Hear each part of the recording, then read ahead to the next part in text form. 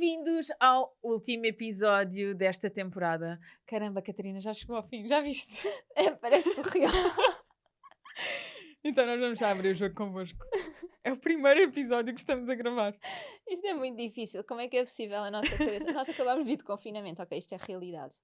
Mas E estamos percebes a que estamos gravar em o março. último. Mas estamos em julho, é o último episódio. E vamos entrar de férias, portanto aproveitem bem este último episódio de Mami Talks. E se não ouviram a temporada que acabou de passar, vão ouvir. E nós voltamos em setembro, fica já. Então, só porque estamos neste misto de Tiki-Tec, mas ao mesmo tempo do Shitex, porque isto está a começar barra a terminar, nós decidimos escolher o nosso paz interior. Vocês não conseguem perceber, mas está um ambiente mesmo... Não, eu acho que nós vamos acabar o episódio aqui a dormir. A convidada vai estar a falar, nós vamos estar a ouvir e às tantas vamos estar tipo... Se vocês começarem a ver que o tom de voz muda, pronto. Para quem não sabe, é um difusor. A Pranarom é um dos nossos patrocinadores, com muito, muito orgulho e honra da nossa parte, porque são produtos que nós usamos em nossa casa, na clínica, e portanto é assim uma grande honra. Só para vocês terem ideia, esta caixinha é maravilhosa por si só. Eu não sei dizer estes nomes. Então deixa lá ver qual é que é esse. O que é que me calhou? Estavas a olhar para o latino, não é? Estava. Este é manjerona, por acaso calha muito bem para o tema do episódio. Nós vamos falar sobre depressão pós-parto, porque a manjerona é um dos óleos essenciais. Primeiro, todos os óleos essenciais da Pranarom são quimiotipados. Isso é uma das coisas mais importantes na escolha de um óleo essencial.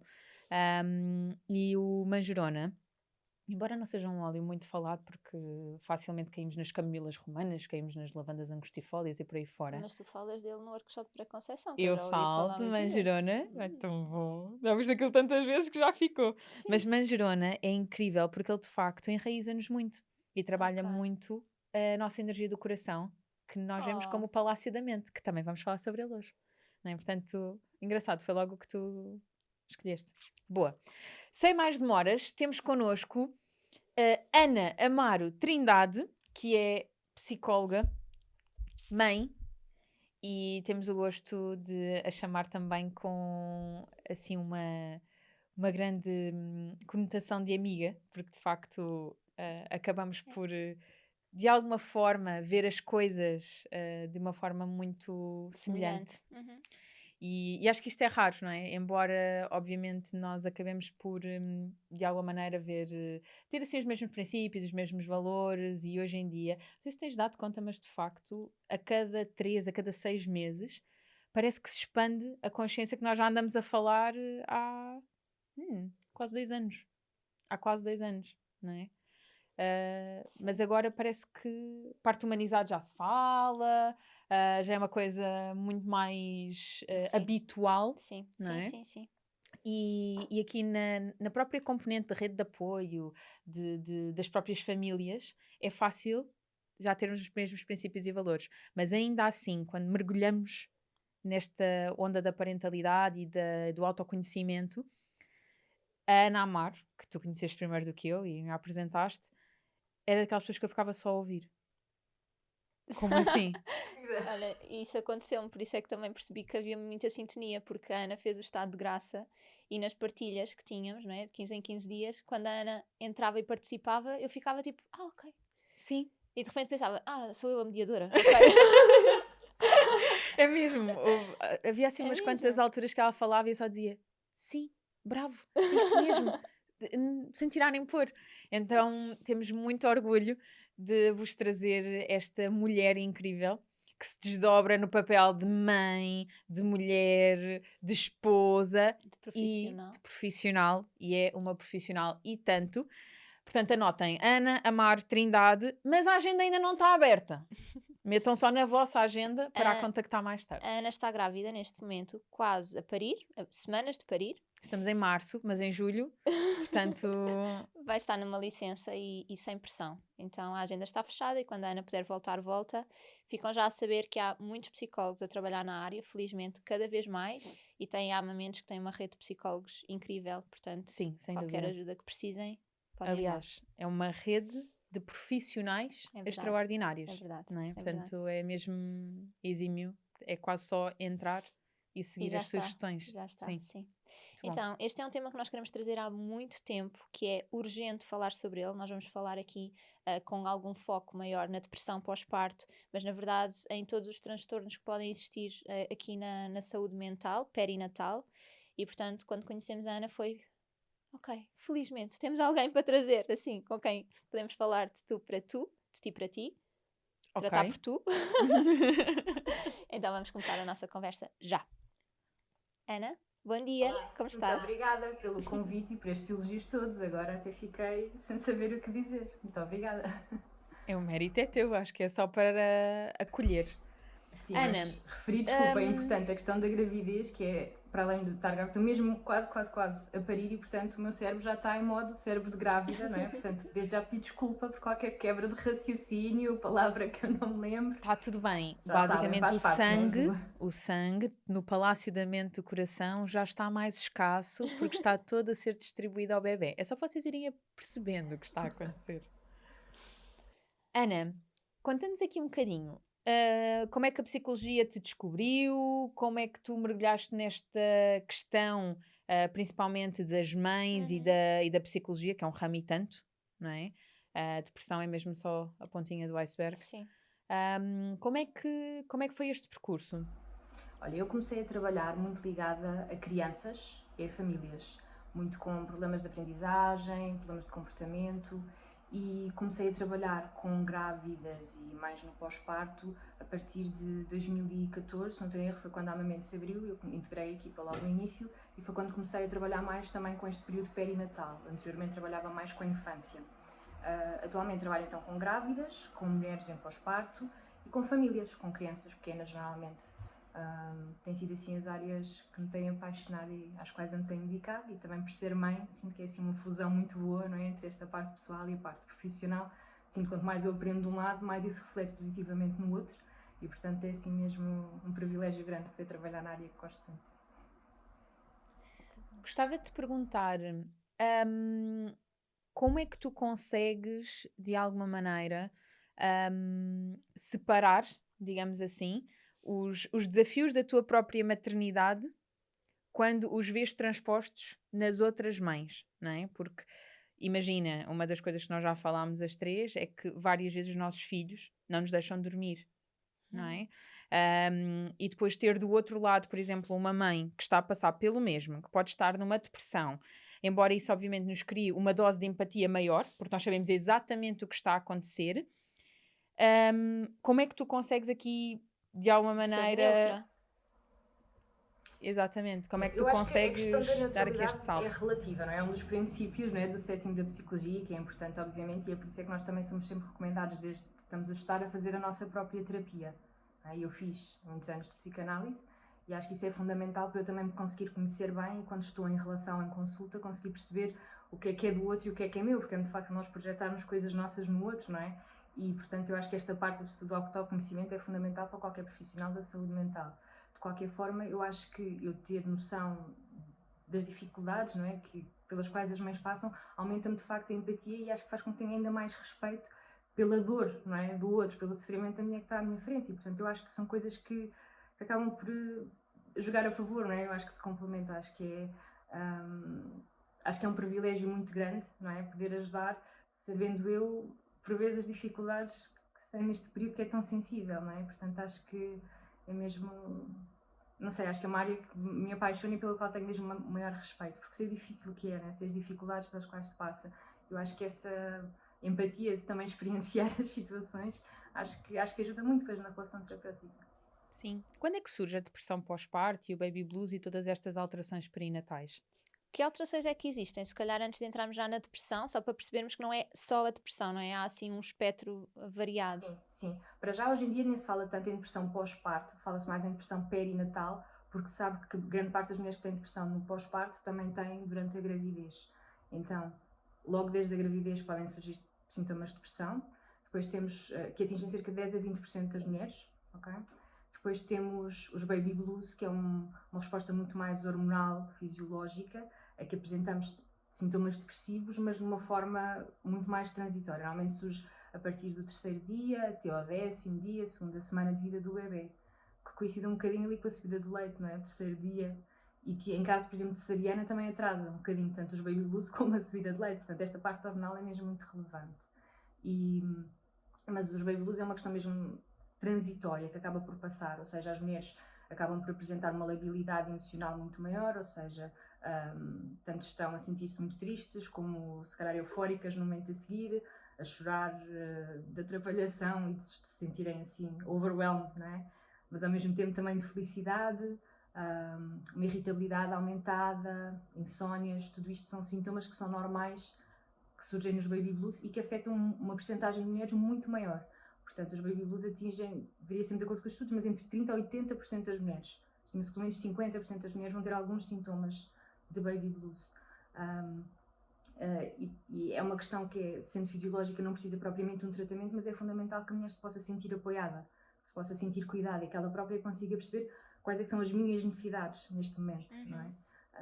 Eu acho que uma coisa fundamental relativamente aos baby blues é a mulher conseguir aceitar a intensidade daquele período, deixar-se levar, assim, saber que é normal, não ficar assustada, não ficar preocupada, saber que durante aquelas semanas é mesmo assim uma adaptação muito grande hormonal, né, porque todas as hormonas da gravidez baixam e sobem as da lactação, e depois há uma mudança ao nível da identidade, né, do papel, né, que nós passamos a ter enquanto mães.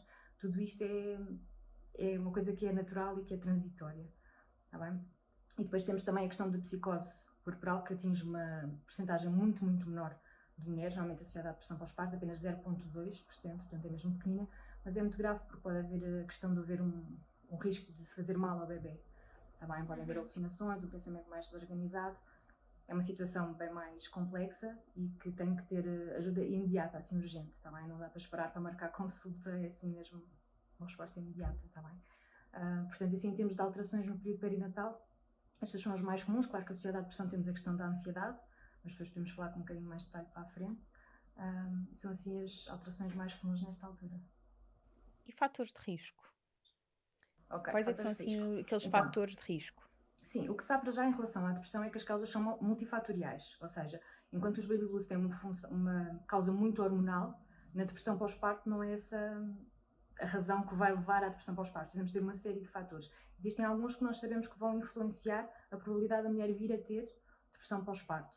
Sabemos que, por exemplo, ter uma história prévia de depressão, seja na adolescência, início da vida adulta, até durante a gravidez, isso vai aumentar o risco. Seja, por exemplo, situações de depressão na família próxima ou de outras doenças mentais.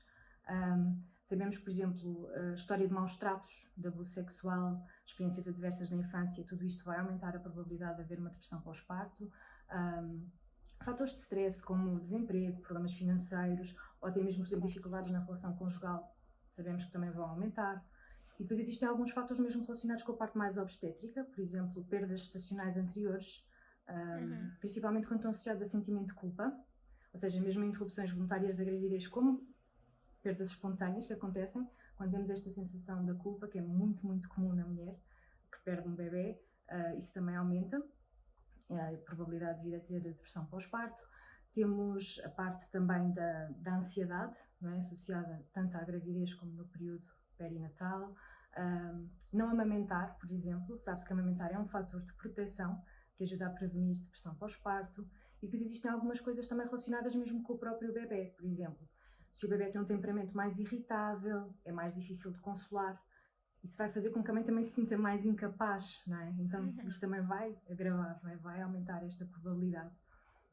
E depois acho que há uma coisa também importante, que é pensarmos, por exemplo, como é que antes os pós-partos eram vividos, não é? Eram vividos em comunidade, eram vividos com outras mulheres à volta, havia a mãe, havia a sogra, tias, avós, as irmãs, havia sempre um par de braços para apoiar aquela mãe, não é? Para tomar conta daquele bebê, e hoje em dia as mulheres vivem muito isoladas. E nem falo agora só da situação da pandemia, não é? Que eu acho que ainda agravou mais esta questão. Mas existem assim uma série de fatores que eu acho que acabam por facilitar, não é? Que na sociedade atual em que vivemos haja uma maior incidência de depressão, não é? Que é daquelas doenças que têm vindo a aumentar na população em geral, não é? Não só nas mulheres que tiveram bebê há pouco tempo. Olha, Ana, deixa-me perguntar-te uma coisa, porque falaste na depressão na gravidez e isso não se fala porque é suposto, eu mesma, não é? O estado de graça, parece que as grávidas têm estado todas em estado de graça, e não é verdade, sabemos bem disso. Quais são assim os sintomas que há na gravidez para uma mulher perceber ou dar conta de, ok, isto se calhar não é normal, posso precisar de ajuda, posso pedir ajuda, e até para os familiares, sabes, para esta rede mais próxima estar alerta logo desde a gravidez até ao pós-parto. Quais são assim os sinais? Ok, de uma forma geral, os sinais, os sintomas de depressão são considerados tanto na gravidez como no pós-parto, como em qualquer fase da vida. Ou seja, aquilo que constitui os critérios de diagnóstico para uma depressão são sempre os mesmos. Portanto, normalmente aquilo que acaba por ser mais visível pode ser sentimentos de tristeza, de vazio, a questão de, por exemplo, haver perda de prazer, de interesse em atividades que a pessoa anteriormente fazia e que deixa de ter vontade ou motivação para conseguir fazer, alterações no apetite, alterações tanto para aumentar muito o apetite como perder, mas há assim uma série de questões, e eu vou já continuar a falar dos sintomas, só que há uma série de questões. Isto também é por isso que é difícil diagnosticar a depressão, porque há muitos sintomas que são considerados critérios de diagnóstico para a depressão que podem ser considerados normais, nomeadamente na gravidez. Por exemplo, um outro sintoma, hipersónia ou insónia, não é? Portanto, alterações no padrão de sono. Quer dizer, no início da gravidez é normal ter muito sono e no final é normal ter alguma insónia. É critério de depressão ou não é? É difícil, não é? Há certos critérios mais fisiológicos que é mais difícil de serem contabilizados para diagnóstico.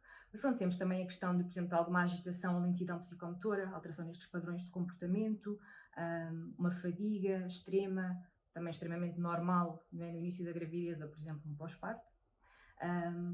Por isso é importante, se calhar, focar mais até nos aspectos de ordem mais emocional, por exemplo, sentimento de inutilidade ou uma culpa excessiva, desadequada, dificuldade de concentração, dificuldade em pensar, em tomar decisões, dificuldades ao nível da memória, e pronto, depois a questão dos pensamentos de morte, que eventualmente às vezes até podem aparecer de forma subtil, como, por exemplo, pensar relativamente à família, eles estavam melhor se eu não estivesse cá. Ou o meu bebê estava melhor se tivesse outra mãe. Às vezes aparecem assim disfarçados, não é logo uma tentativa de suicídio, não é? São situações já mais graves. Mas às vezes aparecem disfarçados, assim, ou seja, uma grande desvalorização, baixa autoestima, baixa autoconfiança. No entanto, há mulheres em que, por exemplo, não aparece tanta parte da tristeza e porque têm mais dificuldade em aceder a esta parte emocional e, por exemplo, têm mais tendência a somatizar. Então podem aparecer queixas gastrointestinais, que também são muito típicas, digamos, de passagem, não é? Eventualmente durante a gravidez, não é? Enxaquecas, outras dores no corpo. Mas há muita questão também da irritabilidade, ok? E uma irritabilidade excessiva, uma tensão permanente e também a questão da ansiedade, pronto, que é muito, muito frequente. Aumenta bastante, tanto na gravidez como no pós-parto. Sendo que existe alguma ansiedade expectativa que também é considerada normal na gravidez, não é? Com o aproximar do parto. Ou seja, de facto, não é fácil diagnosticar uma depressão, seja na gravidez, seja no pós-parto, porque temos muitas questões fisiológicas a acontecer que podem ser adaptativas, não é? Daquele estado, não é? E depois também há uma questão que eu acho que é fundamental referir, que é ainda há um grande estigma em relação à doença mental de uma forma geral e existe muita vergonha, existe muita tendência para, por um lado, as mulheres negarem para elas mesmas aquilo que sentem e depois mesmo para os outros. É muito difícil, por exemplo, como o teu programa chama-se Estado de Graça, há aquela expectativa da sociedade que sejam muito felizes. Eu acho que em relação à gravidez é mais fácil de compreender isto, mas em relação ao pós-parto também existe muita pressão social para que sejam muito felizes da vida das mulheres. Então, mas não querias engravidar? Não era isso que tu querias? Não estás feliz? Tens um filho saudável nos braços? Porquê é que não estás feliz? Mas, por exemplo, um comentário simples que eu recebi no pós-parto, porque eu preparei-me para o parto, não é? E fartos de vocês estão de saber que o pós-parto foi desafiante, mas aqui na questão do pós-parto, eu lembro-me de comentar em total desabafo, talvez pela primeira vez, dizer assim, eu não sabia que o pós-parto ia ser tão difícil, e a resposta imediata que eu recebi foi, difícil é o parto e já está, não é? Portanto, e naquele momento aquela mãe, que, portanto, tentando olhar para essa mãe de fora, que estava a ter um pedido de ajuda, pela não primeira é? vez, Pela se calhar, primeira a vez na mostrar vida. vulnerabilidade. Exato. Foi um... Ih, não posso, porque o pior já passou. Eu tenho é que reagir, não é? Portanto, há muito essa questão. Na questão dos sintomas, e porque lá está, é uma área que nós trabalhamos muito no programa de maternidade, a forma como nós vemos está muito associada à medicina tradicional chinesa. E vocês podem andar assim, fazer um scroll para trás no Instagram da Essence, porque nós falámos justamente sobre a depressão pós-parto, mas nós dividimos em 3 grupos, porque para nós tudo está assente no princípio de que sangue e energia estão em circulação no nosso organismo. E que a questão de sangue é muito importante até para a nutrição do nosso próprio bebê e coliga-se diretamente com a capacidade de amamentação. E é tão engraçado, Ana, porque tu quando estavas a dizer pode sentir isto, pode sentir isto, pode sentir isto, são os 3 padrões mais concomitantes na prática clínica, não é? Que é o déficit de sangue no coração, principalmente quando há grande hemorragia, onde é aquela questão que tu estavas aqui a dizer e à espera que a Ana dissesse, e ela disse logo, a questão da falta de concentração, da falta de memória, pode haver alterações no sono, no decorrer ou não do próprio bebê, até porque às vezes há mães que têm bebés a dormir maravilhosamente e dizem, mas eu não consigo dormir, não é? Nós dizemos que é como se o coração é o palácio da mente, é como se de repente não houvesse casa, eu não sei onde é que eu posso habitar. A mente não está enraizada, não é? Então fica assim muito dispersa Aéreo, e perdida. exatamente.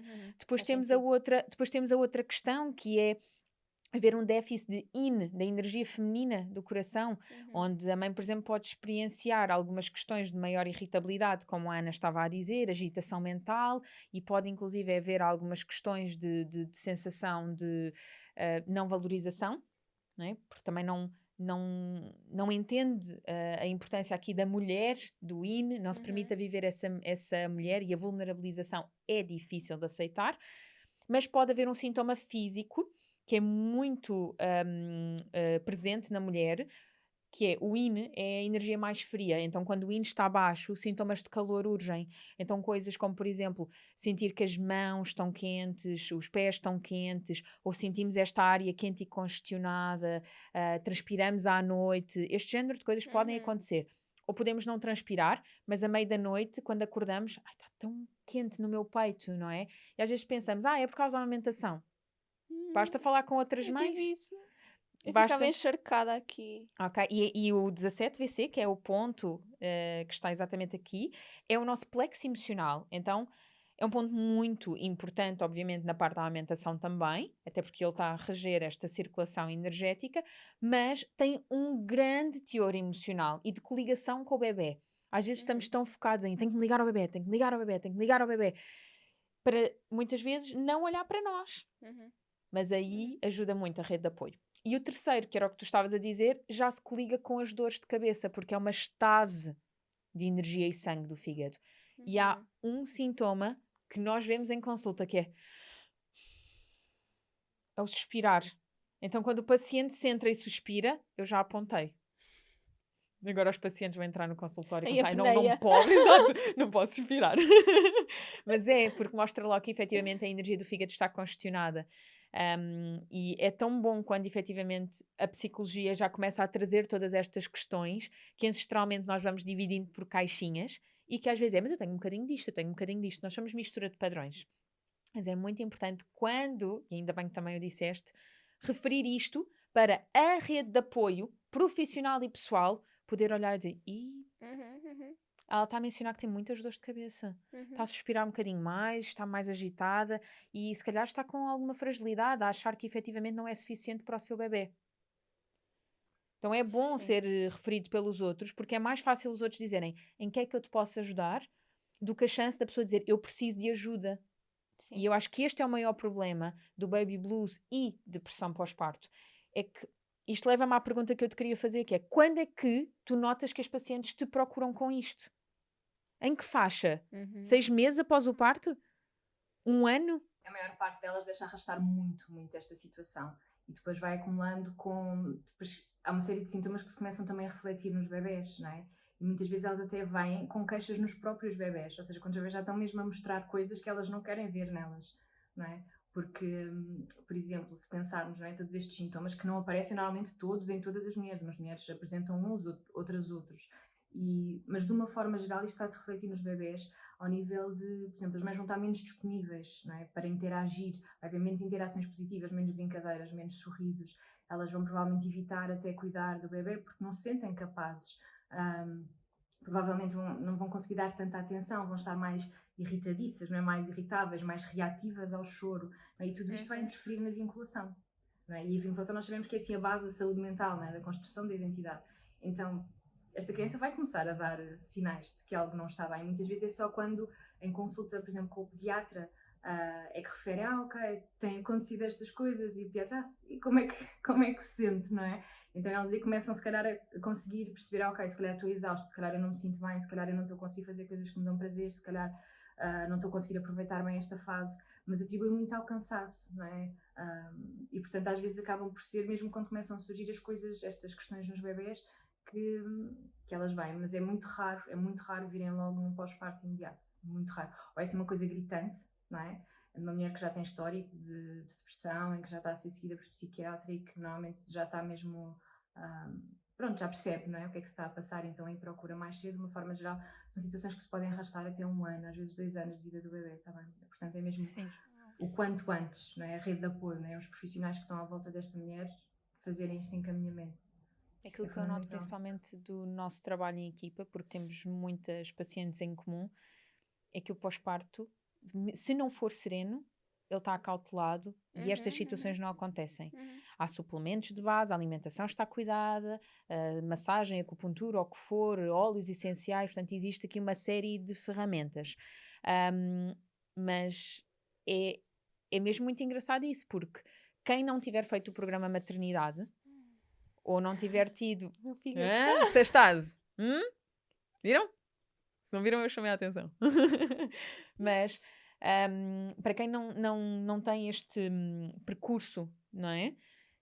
É fundamental notar que de facto são as crianças que vêm à consulta. São os pais que marcam consulta para as crianças. E depende muito, às vezes, da receptividade dos pais. E eu digo logo, vem a mãe sozinha ou vem a mãe e o pai acompanhar a criança? Porque também mostra logo duas coisas, não é? Até do próprio ponto da psicologia, isso mostra algo. Mas muitas vezes eu estou a ouvir uma série de sintomas na criança e a ouvir a forma como aquilo está a ser espelhado, e eu tenho que terminar a consulta a dizer, então vamos olhar para vocês. Porque esta criança, e é duro, obviamente, até do ponto de vista terapêutico, eu ter que fazer isto e depois, obviamente, reencaminhar para quem de direito, mas é muito importante para cuidar da criança. Porque se eles foram lá para cuidar da criança, eles vão ser obrigados a cuidar deles. E até hoje, todos os pais conseguiram fazer esse trabalho. Mas as crianças trazem-nos esse desafio. Sim, sem dúvida. Mesmo ao nível da psicologia da infância, por exemplo, todas as crianças, eu não trabalho, recuso-me assim a trabalhar com crianças sem trabalhar com os pais, porque não vale a pena. Normalmente os pais trazem a criança, é um espelho, não é? Tipo, a criança traz os sintomas e muitas vezes os pais trazem-nos a criança, ele tem este problema, resolve, não é? Tipo, toma a criança. E de facto isto não é assim, porque as crianças espelham toda uma dinâmica familiar, todo um sistema, não é? E portanto, claro que às vezes é importante fazer um trabalho psicoterapêutico individual com a criança, porque muitas vezes as coisas já se agravaram a um ponto complicado, mas é sempre fundamental incluir os pais. Normalmente até incluir até os professores da escola, porque é mesmo preciso criar uma rede à volta da criança. Mas os pais, sem dúvida, isto também já me aconteceu muitas vezes, os pais trazerem, normalmente encaminhados pelos pediatras, a criança com determinados sintomas, determinados problemas, não é? E muitas vezes até fica a acompanhar os pais e não a criança, porque de facto basta os pais mudarem os comportamentos, basta os pais começarem a reparar aquela relação e depois os sintomas desaparecem. Portanto, sem dúvida. Claro. Então, assim, do modo de tratamento, acho que acabamos todas por concordar, já o dissemos de várias formas, que o acompanhamento multidisciplinar é fundamental. Seja porque vai à consulta do pediatra e nota e reencaminha para, seja porque está numa consulta com uma doula ou com um terapeuta de outra especialidade holística. Então, acho que concordamos todos que aqui a parte multidisciplinar é o fundamental. Não gostava de terminar este episódio sem reforçar quais é que são as consequências para o bebê. Porque é mais fácil para a mãe entender a importância de cuidar de si quando efetivamente compreende as reais consequências para o bebê. Porque quando é só para nós, ok, eu tenho esta consequência, eu depois trato de mim. Eu agora estou aqui como papel de cuidadora, eu depois. Mas se nós percebemos que aquilo está a ter um real impacto no momento e que é fundamental, até pela parte, obviamente, da tua formação, que tu sabes o que é que acontece em cada estágio do bebê, das feridas emocionais e por aí fora, é fundamental atuar ali e agora quando aquilo está a acontecer, não é, Ana? Sim, sem dúvida. Quanto mais cedo, melhor, porque aqueles primeiros anos de vida é mesmo quando se constroem as bases da identidade, não é? Da personalidade. Portanto, quanto mais cedo esta questão começar a ser trabalhada, não é? Melhor para o bebê, mais protegido ele vai estar. Mas existe uma série de consequências, como estávamos a falar da questão da vinculação, não é? Que vai estar afetada, vai afetar toda a parte do desenvolvimento da identidade, não é? Da autoestima da criança. Então, vamos ter uma baixa de autoestima, baixa de autoconfiança da criança, problemas ao nível, por exemplo, da angústia de separação, não é? Que é preciso a criança sentir-se muito segura, ter muito, não é? Da mãe para conseguir afastar-se, para conseguir explorar, para conseguir desenvolver-se. E, portanto, se é uma criança que não tem, não é? Vai precisar de estar perto, não vai ter segurança para se poder afastar. Portanto, problemas de angústia de separação, atrasos no desenvolvimento da linguagem, atrasos cognitivos, mesmo problemas ao nível de hiperatividade e déficit de atenção, e também existe uma ligação direta, mesmo depois na vida adulta, com a incidência de depressão e ansiedade. Portanto, é a base da saúde mental, é assim, a vinculação, a ligação mãe-bebê, né? Portanto, as consequências podem ser mesmo gravíssimas. Portanto, é daquelas coisas que não se pode deixar arrastar. Mesmo, é tentar sinalizar o quanto antes. E também, por exemplo, relacionando com a questão do aleitamento, também se sabe que existe, por exemplo, um desmame precoce, por exemplo, mais que até gostavam de amamentar até determinada altura, muitas vezes não conseguem manter a amamentação quando têm um diagnóstico de depressão. Portanto, isso é mais um fator de risco para o bebê, não só do ponto de vista mental, mas até fisiológico, não é? Por tudo aquilo que perde quando deixa de ser amamentado. Portanto, as consequências são mesmo muitas. Mais vale ir a uma consulta, pedir um diagnóstico e sair da consulta a dizer não, é normal, tudo bem, do que correr o risco de não ir a achar ok, é normal, isto vai passar e depois não passa, não é? E tem consequências. Sim, Mesmo para a mulher que depois não se conhece, não respeita estas necessidades que tem, vai até estados de exaustão, não reconhece os seus limites e isto tem consequências também para a própria vida da mulher e não é imediato, não é? É para a vida toda. Então não dá mesmo para desvalorizar. Pode-se arrastar durante anos, sim. Sim, e muitas vezes também se vê, obviamente, até na ligação do casal. Sim, sim, sim. Que é algo que nós não estamos a falar, mas os pais muitas vezes enviam um e-mail, ok? Porque sabem que aquilo não está a ser falado em consulta, mas querem mencionar algo que efetivamente é importante. E a depressão também acontece nos pais, a ansiedade também acontece nos pais, É verdade. e eles não se fazem munir do mesmo loop hormonal que nós, mas acontece, ok?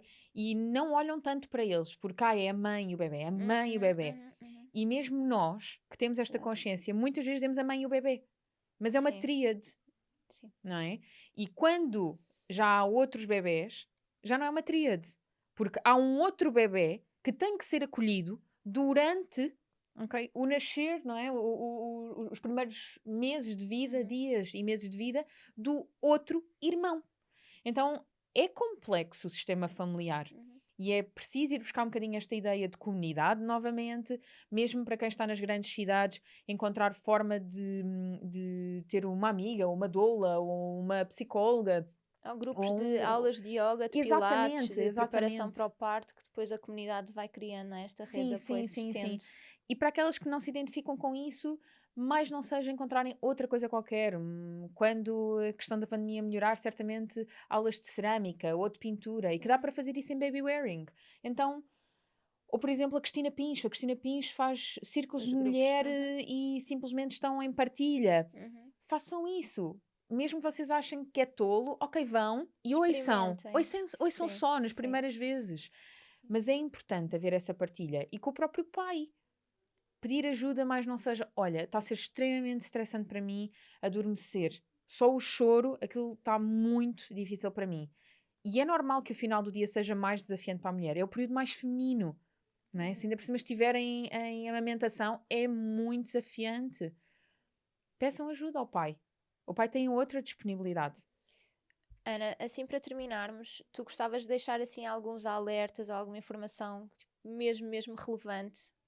Sim, eu acho que é mesmo a questão do pedir ajuda, não é? Seja a questão da vulnerabilidade, às vezes apenas falarmos daquilo que estamos a sentir, não é? Seja com uma amiga próxima, acho que falar, por exemplo, com amigas que têm bebês de idades próximas ou ligeiramente mais velhos, eu acho que só nós temos aquela validação do, ok, isto é normal, isto não é. Eventualmente, acho que é fundamental. Se houver, em caso de dúvida, por exemplo, existe uma coisa que qualquer mulher pode consultar na internet, que é a escala de depressão pós-parto de Edimburgo. É uma coisa muito simples, são apenas 10 itens que a mulher preenche, são de escolha de resposta múltipla com 4 hipóteses de resposta e tem uma pontuação E que não dá um diagnóstico, mas dá um valor de risco, parecer. digamos assim. Portanto, se houver alguma dúvida, será que isto é normal, será que não é? Podem sempre preencher este questionário e eventualmente até depois levar isto ao profissional que achegue, seja médico de família, seja obstetra. Por exemplo, era muito importante, por exemplo, também que os médicos, os obstetras começassem também, por exemplo, eventualmente até a fazer análise e a analisar a parte endócrina mesmo, porque às vezes é necessário fazer um encaminhamento para endocrinologia, pronto, seja também um encaminhamento para psiquiatria, para analisar a real necessidade de medicação que é compatível com a amamentação. Também há mulheres que não querem ir a um psiquiatra porque têm medo que têm que parar de amamentar os bebés, isso vai aumentar ainda mais a culpa e o sentimento de falha. Então, tentar perceber quais é que são as hipóteses, não é? Quais é que são aqui os profissionais a que se pode recorrer. Acho que é fundamental. Eu acho que a questão das escolhas de vida saudáveis também, sabe-se, estão muito diretamente relacionadas com a saúde mental no geral, mas também com a depressão, não é? Portanto, uma alimentação equilibrada, fazer exercício físico, evitar o isolamento social, ter estes rituais de autocuidado. Desculpem, como estavas a dizer, não é? Fazer pequenas coisas que nos deem sentimento e identidade, o que é que me faz sentir eu, porque é tão fácil nós perdermos, não é? Principalmente com o primeiro filho. E portanto mantermos assim pequenas coisas que nos façam sentir bem, e isto não é uma coisa egoísta, eu acho que é fundamental perceber. Há muitas mulheres que sentem, isto é egoísta, eu estar a tirar este tempo para mim é egoísta, mas não é, porque se reflete nesse sistema, porque foi o que eu estava a falar, não é? Há um todo, não é? E se a mulher estiver um bocadinho mais equilibrada, um bocadinho mais contente, vai estar menos irritável, menos ressentida, não é? Existe muita questão de ressentimento às vezes, não é? Com os companheiros, de, porque tu sais de casa, porque tu vais ter com os teus colegas, porque falas com adultos, e eu estou aqui fechada em casa com um bebê, não é? Portanto, estas pequenas coisas fazem mesmo a diferença. E sabe-se que, por exemplo, mesmo coisas muito práticas, como, por exemplo, escrever a história de parto, é uma coisa que tem sido recomendada. Por exemplo, se a mulher conseguir escrever a história de parto nas primeiras 48 horas, existe a ligação a uma diminuição do risco de depressão pós-parto. Uau! Que giro! Sim, tudo o que tem a ver com a mentalização, não é? De nós trazermos à consciência, conseguirmos integrar, assumirmos para nós, não é? Aquilo que foi bom, o que foi mau, o que é que foi fácil e difícil, e conseguimos ser vulneráveis. Eu acho que é o fundamental. E não temos aquele mito da super-mulher, que eu acho que como mães é facílimo, que é, às vezes até nos oferecem ajuda e nós dizemos que não. Não, porque parece que temos que provar algo à sociedade, que somos capazes, não é? Então eu acho que o fundamental é isto, a pessoa conseguir ser vulnerável, conseguir aceitar aquilo que sente, conseguir expressar e aceitar Esse é o maior ato de coragem, eu acredito. etc. Eu acho que esse é que é o verdadeiro ato de coragem, não é? Pedir ajuda, ser para fracos, não, é o oposto. É mesmo ser capaz de se superar. Obrigada, Ana. Obrigada eu. Obrigada. Mesmo boa a conversa. Bom, nós obviamente ficámos aqui à conversa porque há imensa coisa que nós queríamos trazer. Deixem as vossas questões, partilhem qual é que foi o vosso feedback durante a gravidez, imediatamente após o parto, nos meses seguintes, porque eu acredito que as mulheres, se forem lendo, também se vão rever e isso vai ajudar bastante. Acho que nos vai ligar ainda mais. Muitas vezes é só falar, não é? Como a Ana estava a dizer, verbalizar ou por escrito ajuda, portanto não custa nada. E se tem estes efeitos positivos, vamos a isso. Vamos a isso, sim. Obrigada e até breve. Boas férias. Até já. Até já.